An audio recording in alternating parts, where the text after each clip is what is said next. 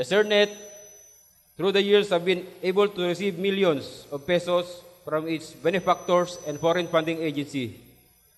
The funds has given advantage to the Communist Terrorist Group in their operational objectives, both in political and armed struggle activities in Visayas regions.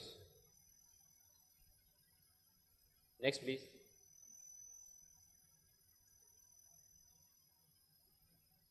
For our takeaways, for us to know what is really happening in this financial scheme of the Communist Terrorist Group. The funding agency may have not been aware that they are indirectly supporting the Communist Terrorist underground activities in the region. Of course, here with me are our partners from the Philippine National Police, particularly from PRO 7, Colonel Pereira and Major Fernandez. So, nakita yun naman ng presentation. This is a big case, no, against the one of the NGOs operating here in Cebu. So, I will now give my opening statement, no. So, the Visayas Command through the JTD Cebu and the 302nd Brigade of the 3rd Infantry Division is filing a complaint against the non-government organization, the Community Empowerment Resource Network or CERNET, in violation of Republic Act 10168, also known as the Terrorist Financing Prevention and Suppression Act of 2012. CERNET, a SEC-registered non-stock, non-profit organization based in Cebu City, has long been utilized by the country's prime internal threat, the Communist Terrorist Group, on its fund generation scheme since 2001, basically to support the logistical requirement and financial requirements of the communist terrorist groups. Since the inception of the communist terrorist group, it has been a public knowledge that this terror group has been and continually wreaking havoc, not only in Cebu, in the Visayas and in Visayas region, but in the entire country, such as killings, ambuscades, extortion, foraging, deceptive recruitment, organizing works, victimizing vulnerable sectors in the community to attain their objective, that is to topple down the democratic government. In order for them to sustain their atrocities and operations, they do not just rely from the money collected from the extortion activities, but they have mastered their fund generation scheme legally through the creation of NGOs, thus making this communist terrorist group the most organized crime syndicate in the country. This terrorist group strategy has evolved. They used the development workers from the created NGOs as their cover to help the marginalized sectors address their issues. NGOs then make project proposals addressed to various international foundations. Once approved, funds then being transferred to the NGOs for distribution. Funds ranging from 50,000 up to million pesos are being processed in the name of helping the marginalized groups or sectors. Regrettably, the intended beneficiary organizations did not fully reap the benefits of the received funds due to what can be described as incomplete allocations. In such cases, a substantial portion of the approved funds has been channeled directly to the CTG or the Communist Terrorist Group, leaving only a fraction for the concerned people's organization. To mask the true purpose of the funds, the people's organization has been compelled to sign off on full implementation, concealing the fact that the substantial portion of the funding has been funneled towards supporting armed rebellions by the NGOs involved. Through our case build-ups, it has been revealed that funds managed by CERNET funds officers has been distributed in a manner where a portion has been allocated to people's organization for the projects, while a significant portion has been directed to the finance officers of the Communist Terrorist Group In fact, it has been disclosed that this war materials has been utilized for assaults on civilians and the destruction of heavy equipment in Santa Catalina Negros Oriental in 2013, merely a year after the enactment of the Terrorist Financing and Suppression Act 2012. This incident serves as an example of a numerous similar atrocities that occurred across the entire Visayas region, all employing the same operational approach by the implicated NGO and communist terrorist group. The results of our case build-up strongly suggest that there is a clear evidence of terrorist financing linked to the communist terrorist group, and CERNET were their staff being held responsible for the extensive destruction of lives and properties.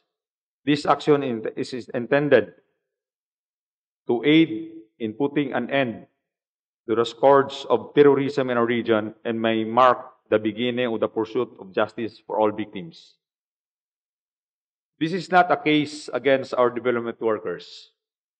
In fact, we are protecting them from these terror groups.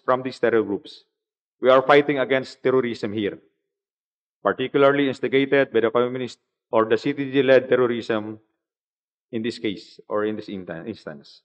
We aim to put an end to their acts of terror, their lies and deception which harm numerous innocent civilians.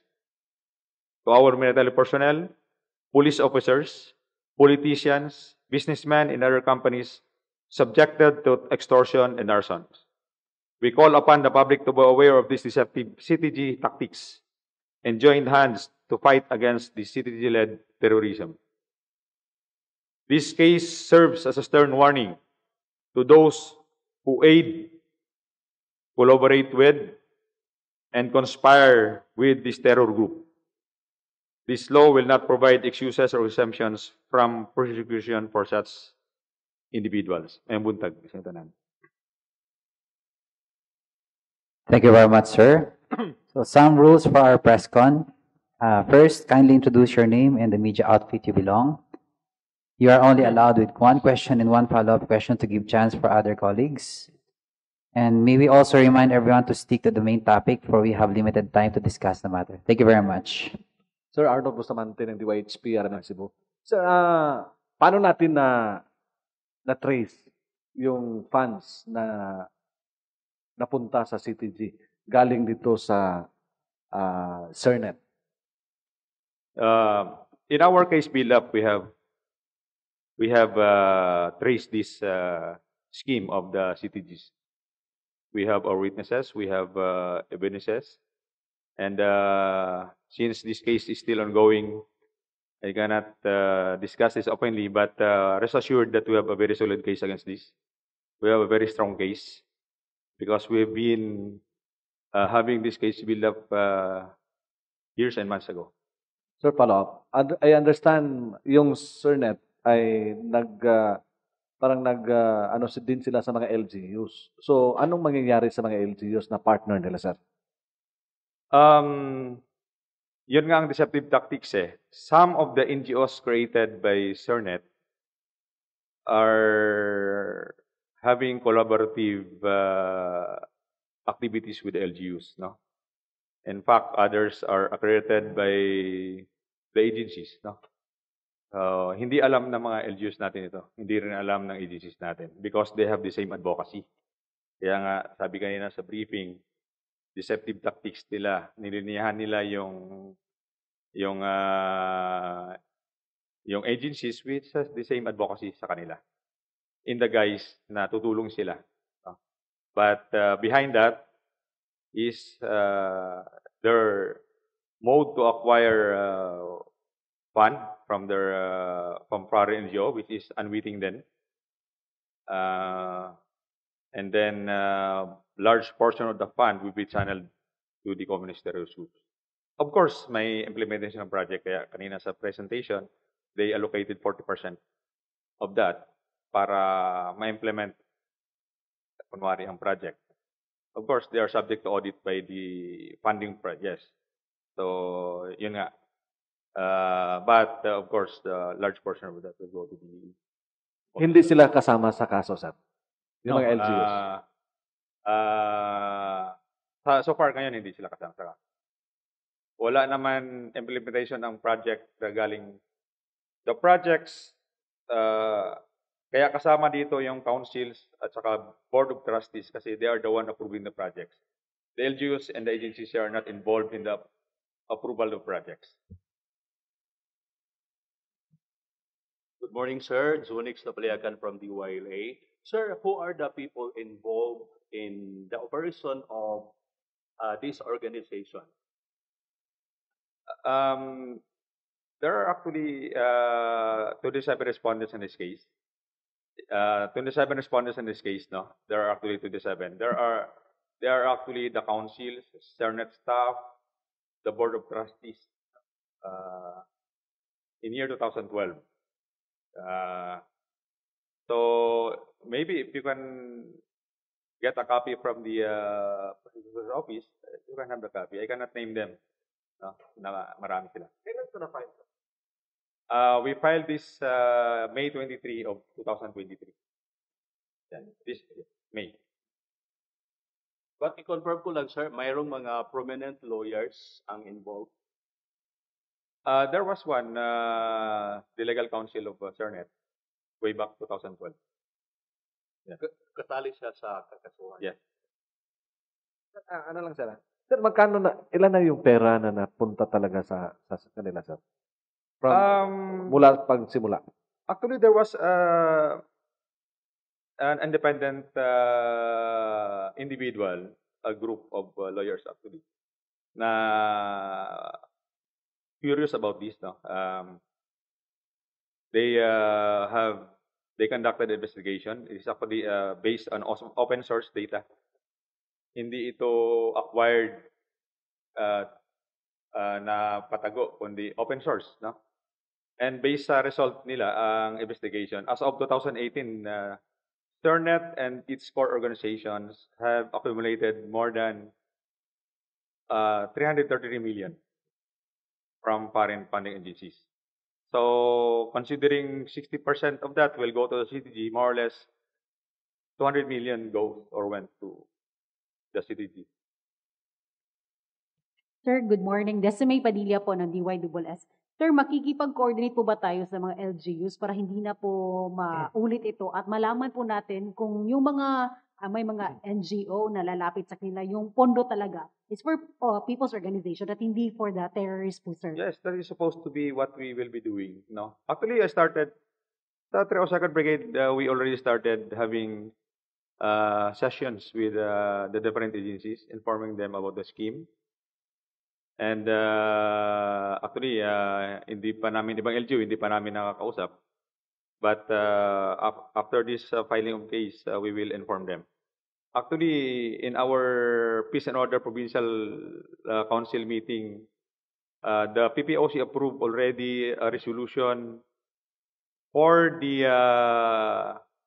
LGUs and agencies to coordinate with the security forces, particularly the armed forces of the Philippines and the Philippine National Police, to coordinate if there will be NGOs that will be implementing projects or introducing projects directly to the different people's organization, so that they will be aware if these NGOs are affiliated with the communist terrorist groups.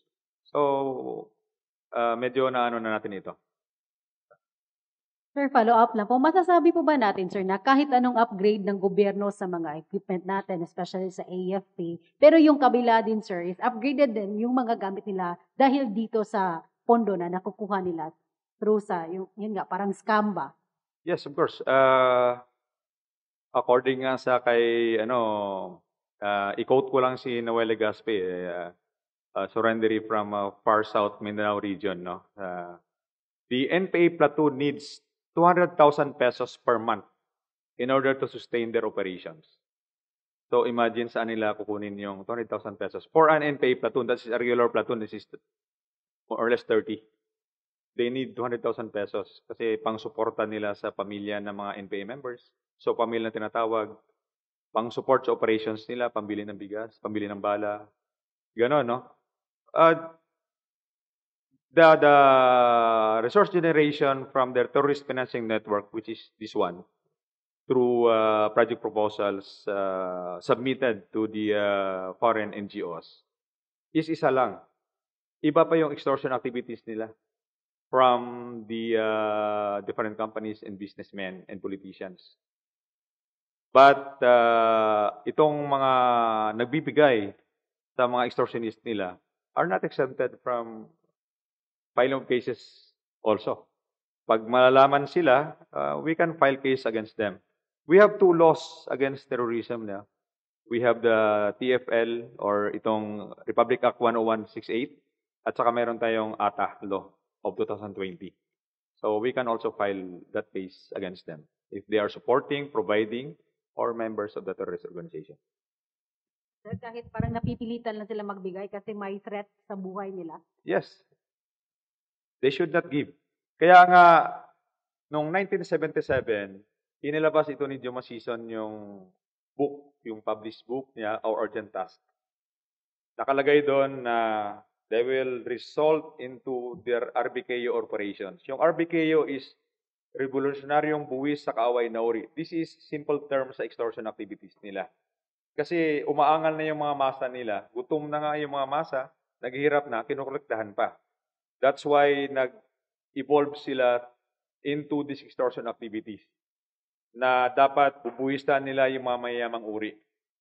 Kaya tinawag nila na RBKO yan, na Revolutionaryong Buwis sa Kaaway na Uri. Kasi kahit magbibigay ka, kaaway ka pa rin kasi mayamang uri ka. Ito ang ano ng mga ano natin. Nagbibigay sila kasi akala nila maging kaibigan nila pero hindi. Kaaway pa rin sila. Kasi mga mayamang uri ay hindi nila kaibigan. Hi sir, good morning. Jesse Atienza po from PTV4.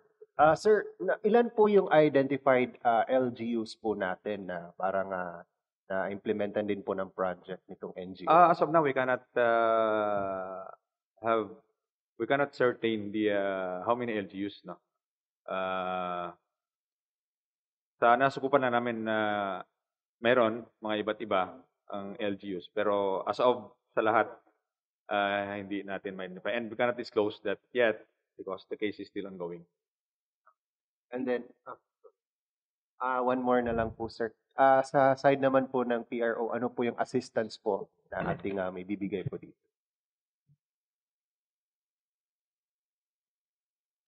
In behalf of the Police Regional Office 7, in the filing of cases in relation to that anti-terrorism law, we provide support in the preparation of affidavits and also our participation in the wide areas of operation of the communist terrorist group.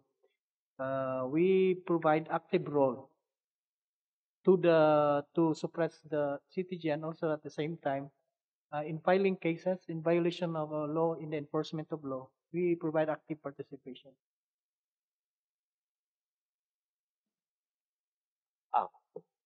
Sir, si Greggy Magdadaro po ng XFM. Sir, anong impact nitong pag-file natin sa CERNET sa operasyon ng CTG? Or vice versa? Ang CERNET, apektado ba sa ano? This will eventually cut their support, the logistical and financial support to the CTG.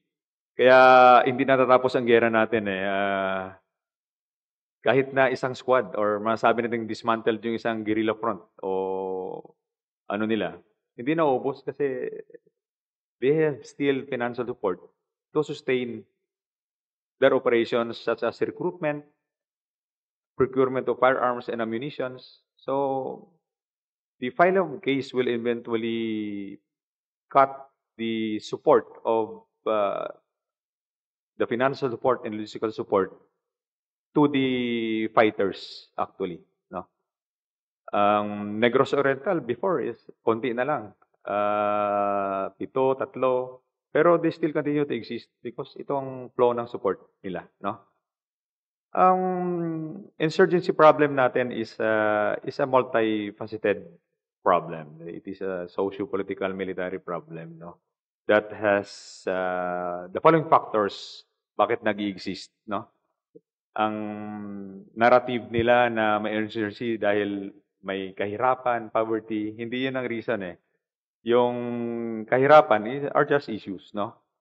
Actually, the insurgency exists because of the following factors. First is because of the presence of the party. In this instance, the Communist Party of the Philippines or the communist terrorist groups who organizes o recruits, no, para maging membro sa hanay ng komunista Partido Komunista ng Pilipinas, and eventually maging NPA, no? The insurgency exists also because of the presence of the New People's Army, the armed component. So kaya ang approach natin dapat is kami military approach namin armado, no? Itong organizers dapat approach din is to legal para build up cases and then neutralize, no? Isang factor is insurgency exists because of the presence of the underground mass organizations which are created among or within the different sectors sa kababaihan, labor, kabataan, magsasaka, government employee, lawyers, media, lahat, no? May mga underground mass organization, no? May above ground, may underground mass organization. Yung Kilusang Mamukid ng Pilipinas is a peasant organization, but it has an underground mass organization. Yung PKM, Pambansang Kalipunan ng Magsasaka. Yun yung binubuo ng Partido Komunista ng Pilipinas para maging silbing focal point or person sa both financial and logistical and political activities nila sa iba't ibang sectors, no? Kung hindi natin ma-address ito, kung hindi natin ma-co-op, hindi natin ma-convince itong mga OGMO members, underground members, na maging sanay ng gobyerno, tuloy-tuloy pa rin yung And next is itong presence ng masses, no? Pag may masa sila, buhay sila. So, magagawa ito through our community support programs. Inaano natin yung programa ng gobyerno para hindi sila maninlang sa mga issues doon sa mga barangays or sa mga iba-ibang sectors. Para mapaliwanag sa kanila na itong government natin para hindi sila papanig sa kabila. And of course, last is to cut the support. To short generations, no? Marami silang resource generation operations, bakit buhay na buhay sila. So, in order to solve this city-led terrorism or the insurgency problem, we have to address these different factors. So, ganun, no? Very significant itong kaso na ito because this will eventually pull down the resources, cut the resources, and the armed component will cease to exist if there will be no resources coming from this scheme or from these NGOs. Morning, sir. Jim Ray of SMNI. Sir, clarification lang.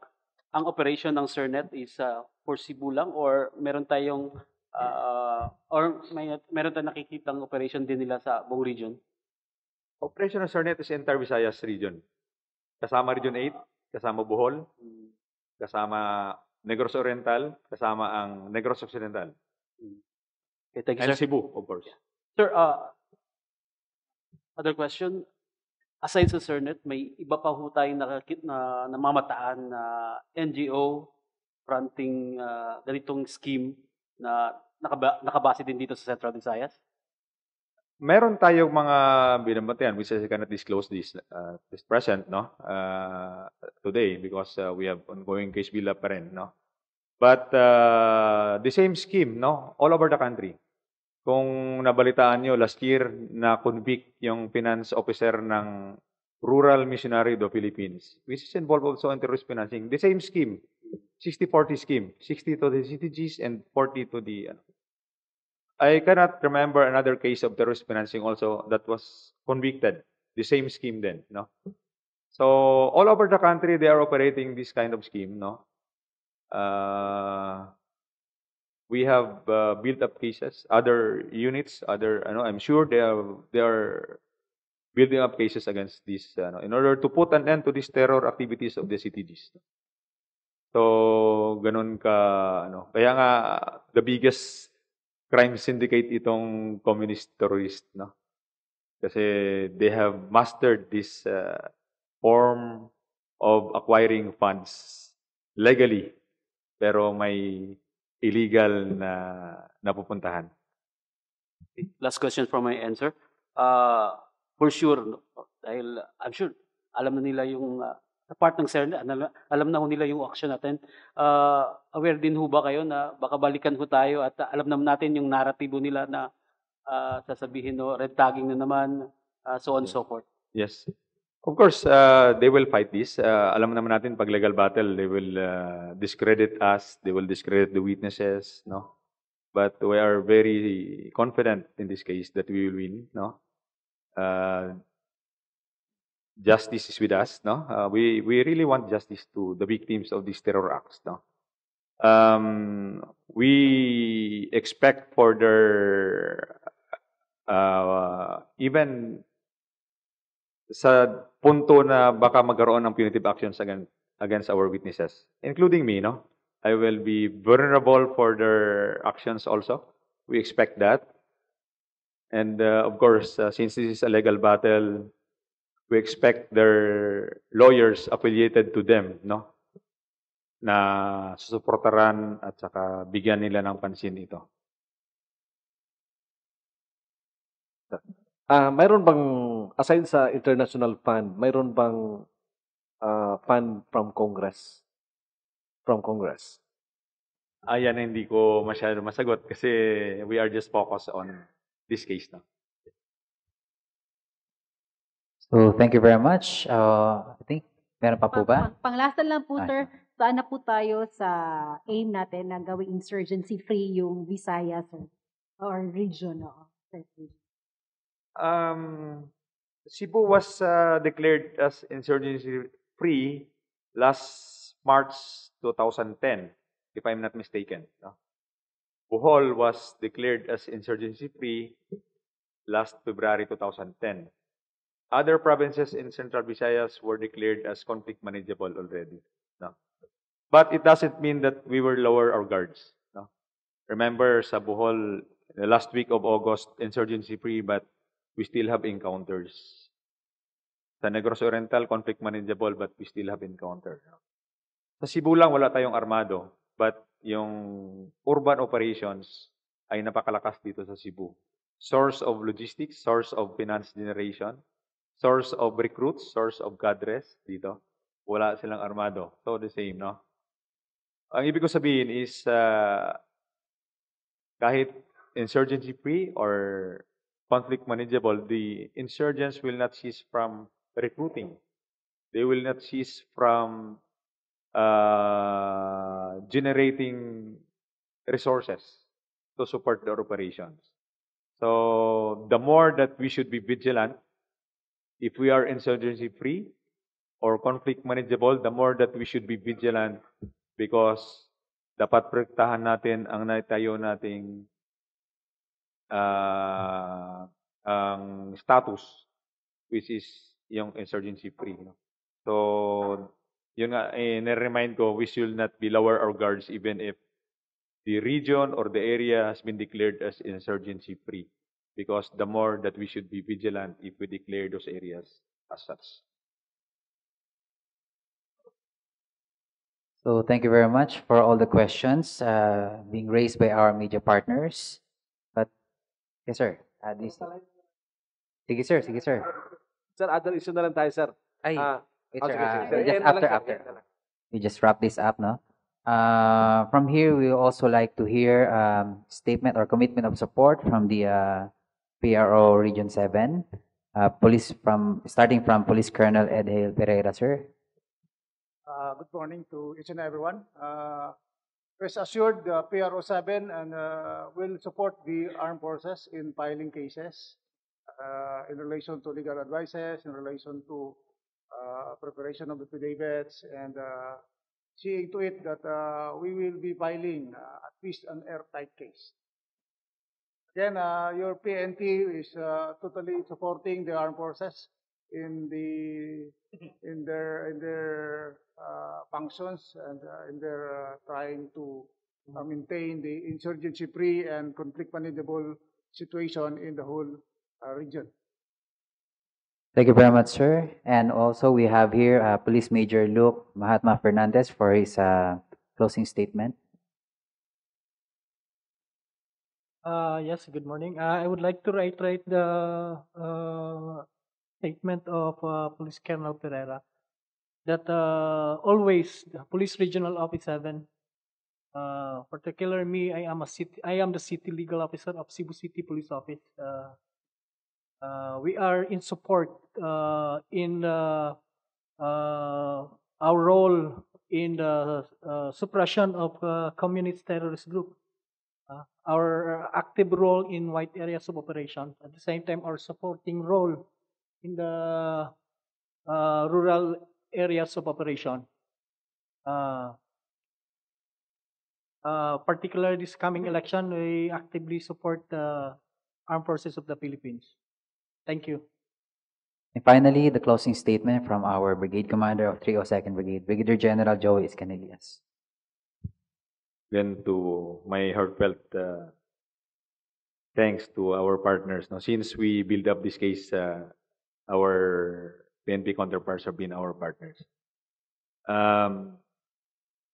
I personally filed this case by virtue of my rank and my position because we find this case very significant. Hindi lang basta-basta, no? Kaya imagine General magpa-file ng case nito. So this is a very significant case. We do not take this lightly because our reputation, our resources will be ano dito pag hindi mano.